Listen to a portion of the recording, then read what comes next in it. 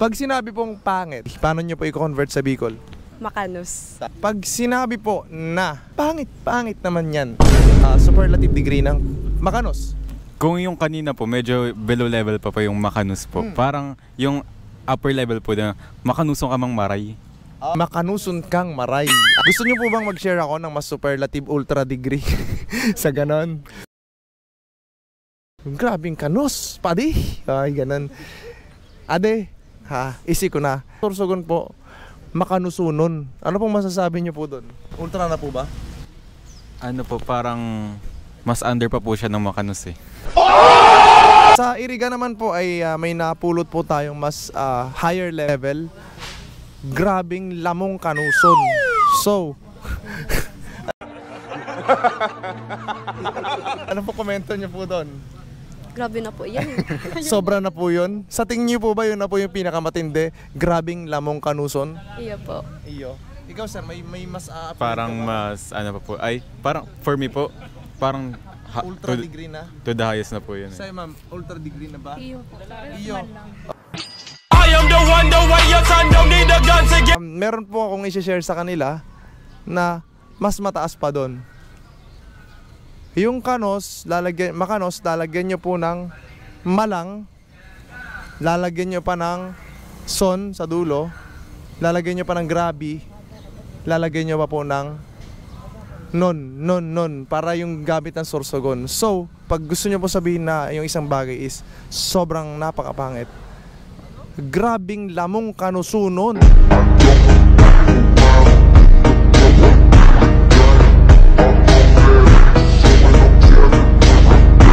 Pag sinabi pong pagalon, ano po ang inyong pagkakaintindi? Halimbawa po, yung may ginagawa ka po. Pagalon po is yung tired po. Pagod, Opo, pagalon. pagod. Okay, sa inyo sir, ano yung pagkakaintindi niyo po? Pares po sa kanya, pagalon po. Okay, ma'am. Iyo mo lang din po to.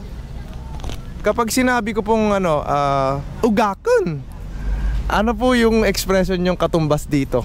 Ugakon ng Albay. Kahit dito lang Ano sir yung po? mic abot na yan. Kung sa ano po, sa Albay po, kung sabi niyo po kanina, ugakon, dito po kaya, hugakon. Ibig sabihin po nun, tamad po. Sa inyo, same Ganun din, din same po. Same comment. din po. Shoutout si mga nagdarulag igdiyo. Siyempre, shoutout kay mama and friends ko dyan sa Cavite. Miss ko na kayo. Shoutout po sa kabos na estudyante. Just isipon lang po yun daw, mag-enjoy, magkaigwan dedication. Gibuhan doon para sa pangarap nindo. Tsaka, always think positive po. Sa mga family and friends ko po, shoutout po sa indo. Ingat po kamo always. Padangat ko po kamo. Padangat. Maray na Aldo sa Indong Gabos. Dito ako sa bayan ng Kabusaw. Ito po yung maipapayo ninyo sa mga kabataan na kasalukuyang nag-aaral pa. Sa ngayon, para maging successful din po sila. Marinal daw po. Ako po si Rinald, 18 years old po. Ang mapapayo ko sa indong mga akin na nag-aadal, arog ko, lalo na po igdi sa Kabusaw, dapat enjoy yun lang ang pag-eskwela. Dapat dai mag-stress, arog kayan, dai magpatinag sa katiusan sa buhay. Eventually, mapapaduman man kita sa gusto itong mapaduman. Kaya kita, dapat ang gibuhan ta lang, mag-strive kita, mag-igot kita, ang nagpapaadal sa to, nag-iigot man. Ang naisipan ko pong kuno na kurso is accountancy. Yung ani pong kinuha kong strand kang senior high school po, ABM po. So gusto ko man pong ipadagos tong napunan ko.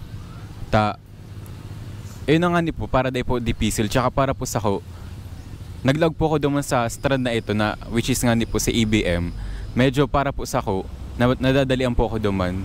Para po sa ko, basic lang po to. Para po sa ko, day ko po sinasabi na ang iba po, arog kain or garo na didipisilan po. Ang sinasabi ko lang po, garo, okay po ako duman. Kaya ang payo ko man po sa iba, kung mapili po sinda ning strand na gusto talaga na duduman na ninda, dapat ang piliin po ninda kung saan po sinda fit or kung saan po sinda swak po talaga. Imagine kung dahil po nindo pipiliun ang gusto nindong strand, 2 years po kamong mapahidap dyan or kaya mapalipat pa po kamo, edi bagong adjustment na naman. Kaya dapat ang pipiliin po nindong strand, pag-isipan nindong maray para hindi ko madipisilan. Marinal daw po, ako si Miriam po. Tapos ang may advice ko sa mga estudyante na di pag ikram ang mga mga activities ta. Pero may dapon siyang gibon kapag kadakulan activities tapos ikakaram mo si mga gibuhon ta. Di mo na aram kung arong iirinuton mo. Tapos yan, sabi niya nga ni Reynald mag-enjoy habang nagkaklase ta. Pag abot kang panahon, mababalikan mo to mga memories na maray sa kasi mga bad memories ta. May mga lesson man na makukuha kita diyan. Tapos to.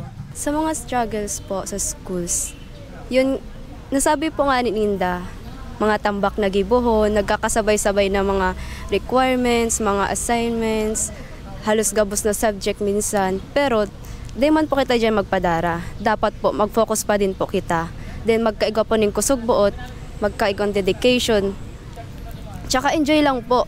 Saka isipon ta din po mga inspiration ta, family, friends, kung ano pa man po. Lalo na pa naman nangihina po kitang intiro. Di po kitang malingaw na maghagad pong tabang sa Diyos. Dahil siya po ang pinakaunang nakakatabang po sa to. Tsaka kung sakali man pong may time na siguro nawawala na kitang pag-asa, isipon ta po tong puon kang inod pa po kung taano kita nag-adal. Kung taano para sa in po ng pag-adal ta. Para kita, syempre para po makaangat po kita sa buhay. Para po sa diri ta. Bako lang po sa diri, kundi para po sa gabos. Tsaka sa mga, like, paraan ta po, para maiwasan ta po itong mga stress. Magkaigwaman po kitang banding sa friends ta, para sa diri, make time for yourself. Tsaka, gibuon ta po itong mga aramtang makakaaliw po sa to, like si mga hobbies ta, aragayan. Opo, like, swimming.